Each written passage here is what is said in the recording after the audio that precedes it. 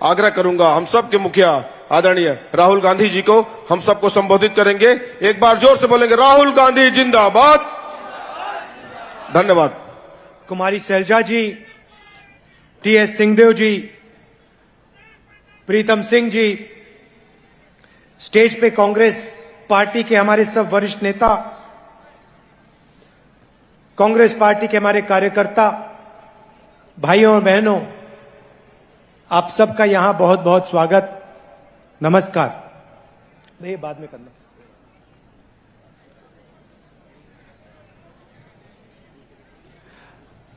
पिछले चुनाव में मैंने आपसे 2-3 वायदे किए थे। हर भाषण में मैं कहता था कि हमारी सरकार आएगी तो 2-3 काम पक्के होंगे, गारंटी करके होंगे। सबसे बड़ा काम किसानों का कर्जा माफ। वो कोई छोटी बात नहीं थी। उस समय बीजेपी के सब नेताओं ने कहा था कि कांग्रेस पार्टी सच नहीं बोल रही है। हमने यह भी कहा था कि 2,500 रुपए प्रति क्विंटल किसान को धान के लिए रेट मिलेगा। बीजेपी के सब नेताओं ने कहा ऐसा तो किया नहीं जा सकता, कांग्रेस ऐसे ही कर रही है। मैं आपसे पूछना चाहता हूं, जो हमने वायदे किए थे पूरे हुए? कोई यहां पे कह सकता है कि नहीं, किसानों का कर्जा माफ नहीं हुआ, नहीं 2,500 रुपए के लिए हमें धान के लिए नहीं मिलता? कोई कह सकता है यहां पे? कोई नहीं कह सकता। क्यों? जो हम स्टेज से, जो मैं स्टेज से कहता हूं, मैं करके दिखाता हूं। मैं आपका मेरा 2-3 महीने का रिश्ता तो है नहीं। आपका रिश्ता, मेरा रिश्ता पुराना रिश्ता है। आप इंदिरा गांधी जी को याद करते हो, जवाहरलाल नेहरू जी की याद करते हो, तो मेरा रिश्ता आपके साथ जो है वो गहरा रिश्ता है, पुराना रिश्ता है। मैं यहां आके आपसे झूठ नहीं बोलना चाहता।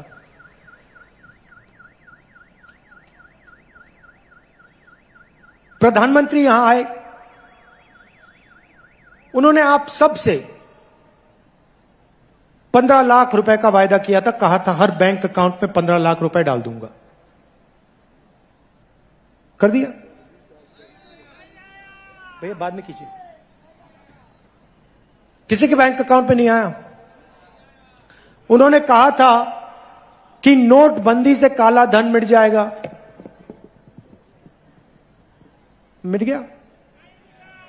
कहा था किसानों का, किसान बिल से फायदा होगा। किसानों ने स्वयं बिल को रद्द कर दिया। देश के सारे किसान खड़े होकर कहते प्रधानमंत्री झूठ बोल रहा है, हमें नहीं चाहिए ये बिल। तो आप जानते हो सच कौन बोलता है, झूठ कौन बोलता है।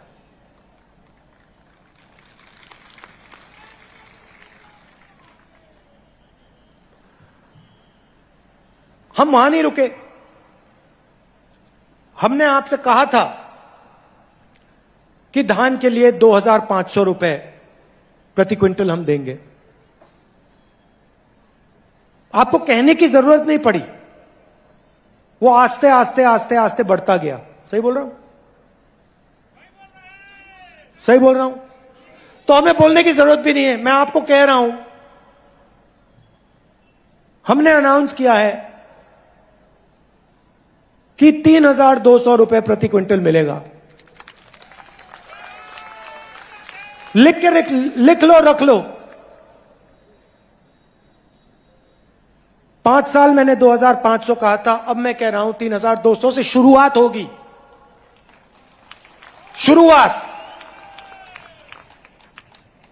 मतलब 3,200 से शुरुआत होगी और उसके बाद यह बढ़ता जाएगा जितनी जितनी जरूरत किसान को होगी। जो हम कर सकेंगे हम करके दिखा देंगे। आपको कहने की जरूरत नहीं, आपको बताने की भी जरूरत नहीं कि भैया हमें ज्यादा पैसा चाहिए, आप देखना वो बढ़ता जाएगा।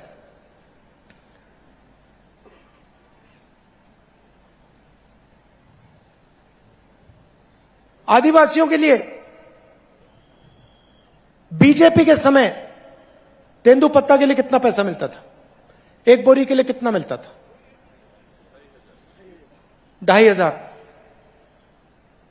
कांग्रेस पार्टी के समय में कितना मिला आपको? 4,000 रुपए। अब आप लिख लीजिए, 4,000 रुपए नहीं 6,000 रुपए आपको मिलेंगे।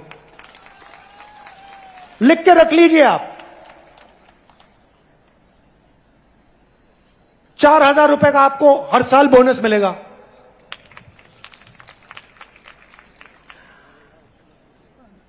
₹23,000 करोड़ रुपए हमने किसान न्याय योजना में आपको दिया।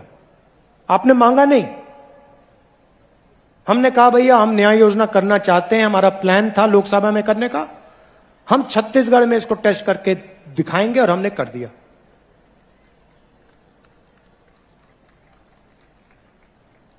आप मुझे एक बात बताओ, जब बीजेपी की सरकार यहां थी,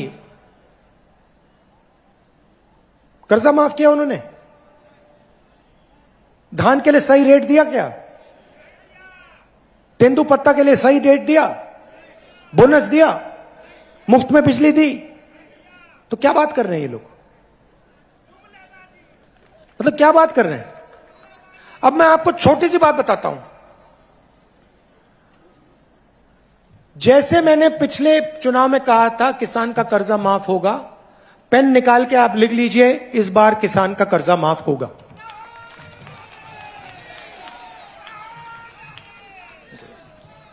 किसान का कर्जा माफ होगा।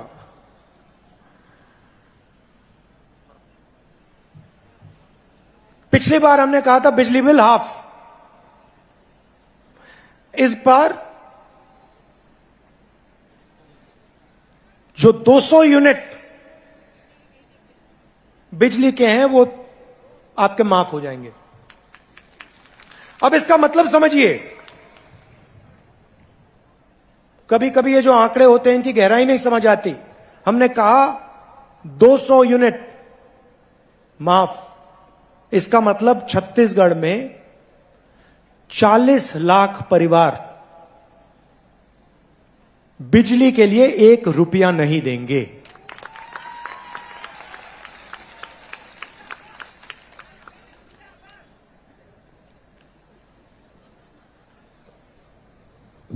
केजी टू पीजी आपने सुना है? ये क्या है ये केजी टू पीजी?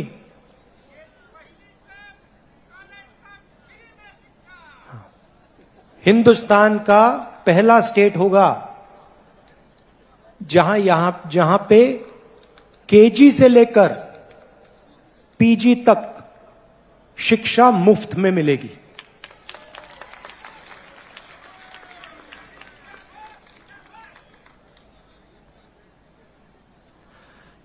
बीजेपी क्या करती है?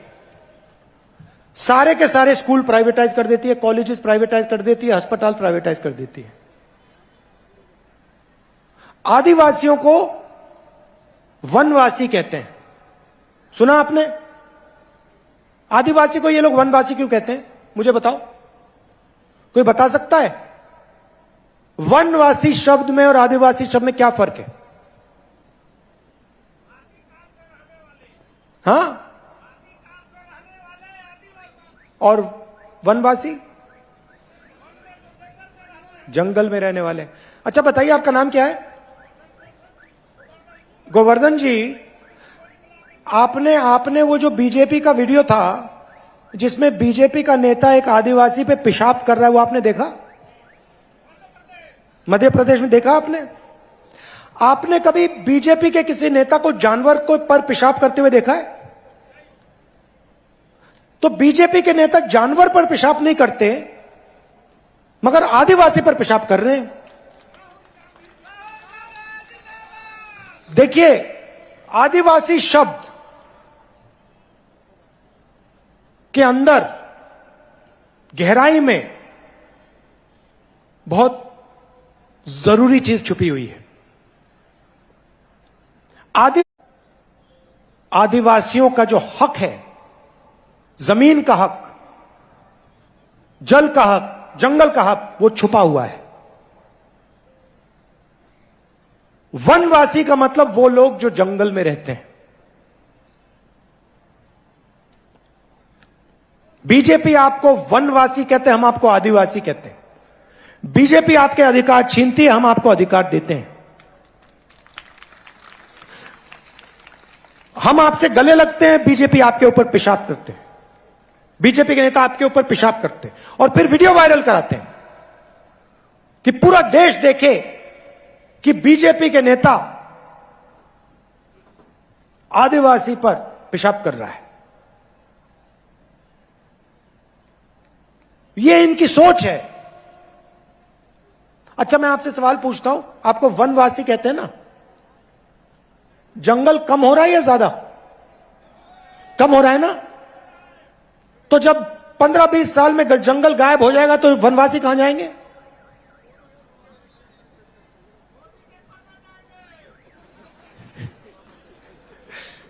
कहां जाएंगे? सड़कों पे भीख मांगेंगे। सड़कों पे भीख मांगेंगे। बीजेपी के नेता कहते हैं, देखो, आदिवासियों को हिंदी सीखनी चाहिए, छत्तीसगढ़ी मत सीखिए, अंग्रेजी मत सीखिए। मगर आप किसी भी बीजेपी के नेता से पूछो कि भैया आपका जो बच्चा है वो इंग्लिश मीडियम में पढ़ता है, हिंदी मीडियम में पढ़ता है, तो आपको जवाब दें हमारा तो बेटा इंग्लिश मीडियम में पढ़ता है। अगर आपका बच्चा इंग्लिश मीडियम में पढ़ता है तो आदिवासी का बच्चा इंग्लिश मीडियम में क्यों नहीं पढ़ सकता?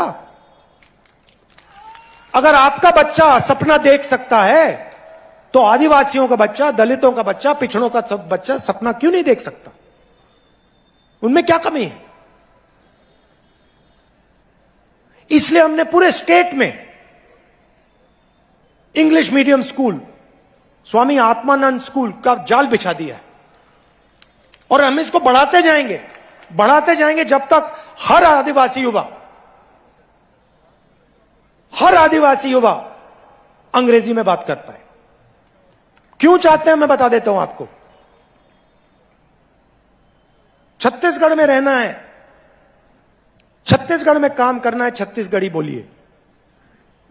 यूपी में जाना हो, बिहार में जाना हो, दिल्ली में जाना हो काम करने के लिए, हिंदी बोलिए। विदेश जाना हो, कॉल सेंटर में काम करना हो, इंजीनियर बनना हो, डॉक्टर बनना हो, अंग्रेजी की जरूरत पड़ेगी, अंग्रेजी पढ़िए।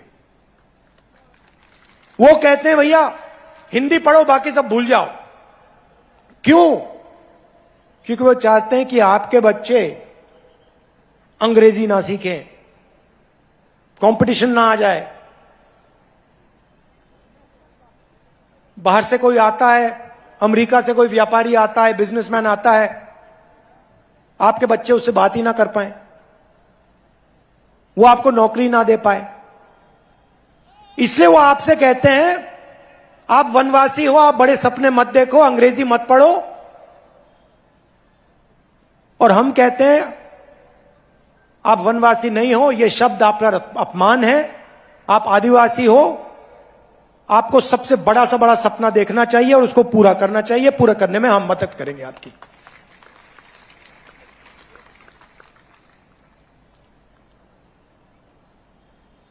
यहां पे पिछड़े वर्ग के लोग भी हैं।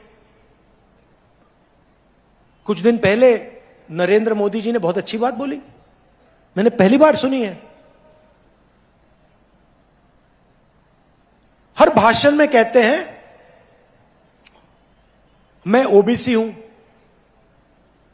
हर भाषण में ओबीसी की बात करते हैं। और जब मैंने जाति जनगणना की बात शुरू करी जब मैंने कहा कि जाति जनगणना होना चाहिए, कहते हैं हिंदुस्तान में कोई जाति नहीं है, हिंदुस्तान में सिर्फ एक जात है, गरीब, और कोई जाति नहीं। तो नरेंद्र मोदी जी, अगर हिंदुस्तान में एक ही जात है, उसका नाम गरीब है, तो आप अपने आप को ओबीसी क्यों कहते हो? और अगर एक जात गरीब है तो अमीर कौन है? अमीर में कोई जाति नहीं है, सिर्फ एक जात है हिंदुस्तान में, वो है गरीब। आपने चुनाव जीत लिया, रोज हवाई जहाज में उड़ते हो, करोड़ों रुपए के सूट पहनते हो, हर रोज नया सूट पहनते हैं मोदी जी। आपने कभी देखा है नरेंद्र मोदी जी को 2 बार एक कपड़ा पहनते हुए? कभी देखा आपने कि मोदी जी ने एक कपड़ा 2 दिन के लिए पहन लिया? कभी देखा? एक दिन में 3, 4, 5 कपड़े पहनते हैं मोदी जी। तो आपने चुनाव जीत लिया, करोड़ों के सूट पहन रहे हो, मगर जब ओबीसी को आपकी जरूरत पड़ी, ओबीसी युवाओं को आपकी जरूरत पड़ी जाति जनगणना कराने में, तो आप कहते हो एक ही जात है, गरीब, ओबीसी तो है ही नहीं।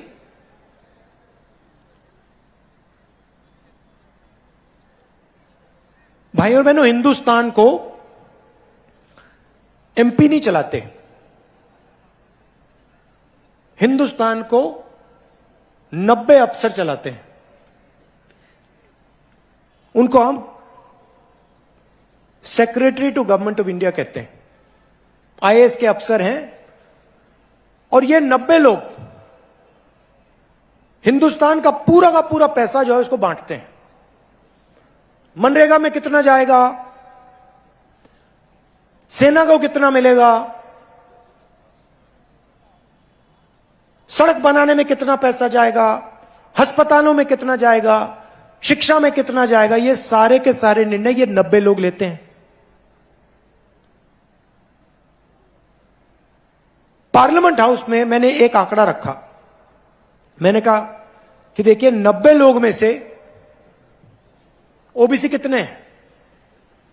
भाइयों और बहनों, इन 90 लोगों में से ये कितने हैं भाई? तो उठा के दिखाओ, तो खड़े होकर दिखाओ, ये देखो 90 में से 3। मोदी जी ओबीसी की बात करते हैं, 24 घंटा ओबीसी की बात करते हैं, जब मदद करने का समय आता है कहते भैया ओबीसी जाति नहीं है।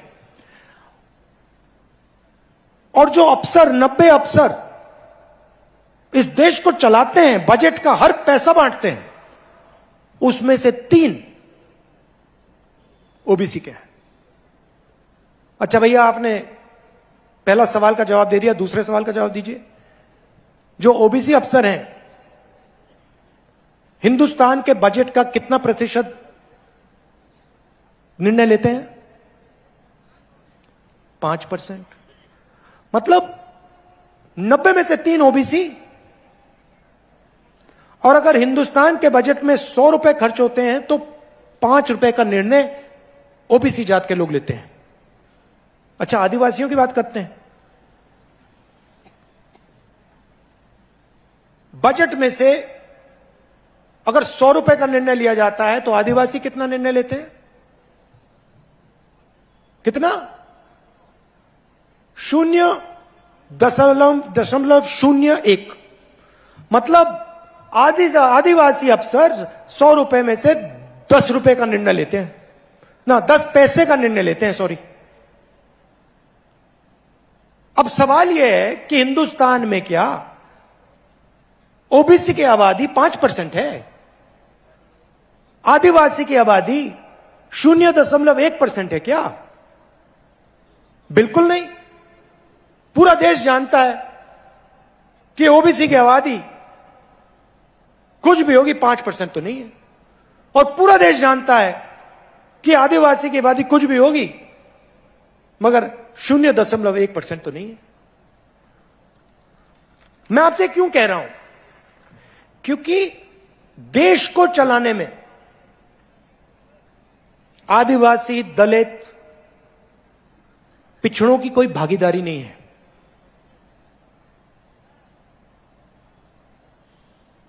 क्योंकि 90 अफसरों में से कोई नहीं है।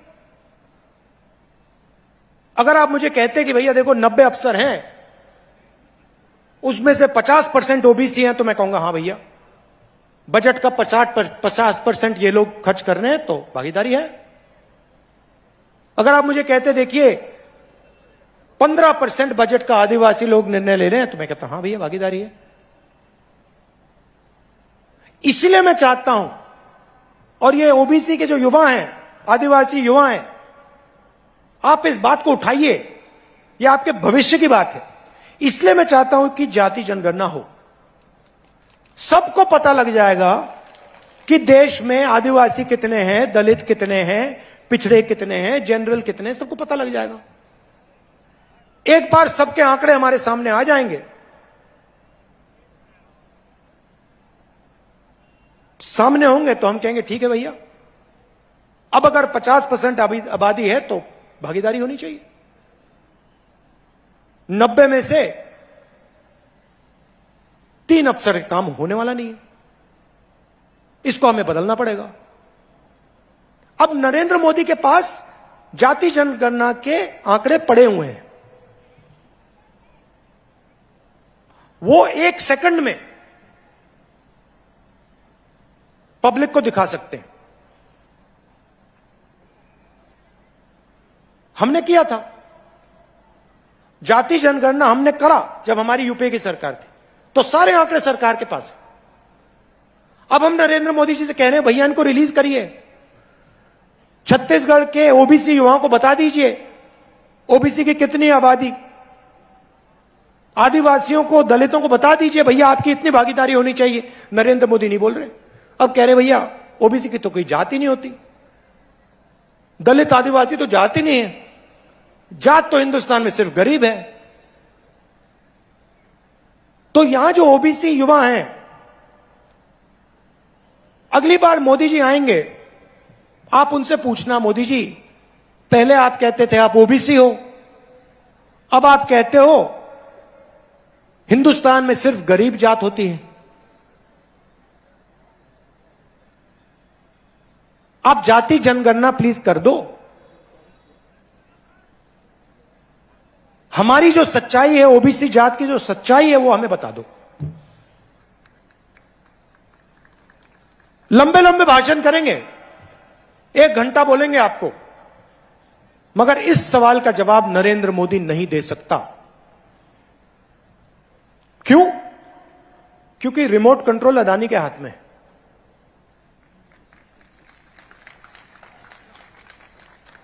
सरकार को अदानी चला रहा है। यहां पे मेरे मीडिया के मित्र हैं, 24 घंटा ये नरेंद्र मोदी का चेहरा दिखाते हैं। देखो हंस रहे हैं, ये देखो मुस्कुरा रहे हैं। क्या नाम है आपका भैया? नहीं, मीडिया वाले जो हैं जो मुस्कुरा रहे हैं, क्या नाम है आपका? मुस्कुराहट चली गई, डर गए। तो 24 घंटा ये दिखाते हैं मोदी जी, मोदी जी, मोदी जी, मोदी जी। क्यों? क्योंकि अदानी जी इनको कहते हैं भैया दिखाओ सौदा क्या है। मोदी जी की मार्केटिंग ये करते हैं, और आपका जल, आपका जंगल, आपकी जमीन मोदी जी अदानी जी को दे देते हैं। सही बात है, सच्चाई है, पूरा देश जानता है। तो मैंने आपको शुरुआत में कहा, देखो भैया जो मैं कह देता हूं मैं कर देता हूं। यहां पे मैंने कहा था 2500 रुपए धान के लिए मिलेगा, मिल गया। मैं आपको यहां कह रहा हूं कि छत्तीसगढ़ में जैसे हमारी सरकार आएगी ना, जात का सेंसस हम वहीं उसी दिन शुरू कर देंगे। और दिल्ली में मोदी जी करें ना करें, हर आदिवासी युवा को यह समझ आना चाहिए, आपके भविष्य की बात है, आपके भागीदारी की बात है। मोदी जी करें ना करें मैं नहीं जानता, दिल्ली में कांग्रेस पार्टी की इंडिया की सरकार आएगी, पहला काम जाति जनगणना हो जाएगा, खत्म हो जाएगा। और जो आंकड़े हैं उनको हम रिलीज करके आपके सामने रख देंगे। और एक नई कहानी ओबीसी युवाओं के लिए, आदिवासी दलित युवाओं के लिए एक नई कहानी शुरू होगी। आज आप लोग नरेंद्र मोदी की जो पॉलिसीज है, नोटबंदी, जीएसटी, इसने जो हमारी रीढ़ की हड्डी है, हिंदुस्तान की रीढ़ की हड्डी को तोड़ दिया है।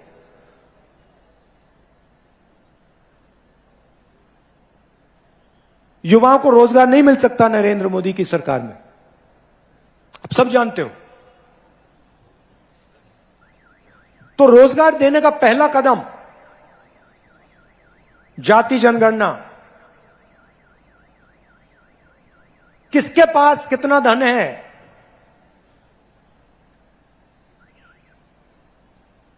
नब्बे अफसर में से ओबीसी कितने, दलित कितने, आदिवासी कितने,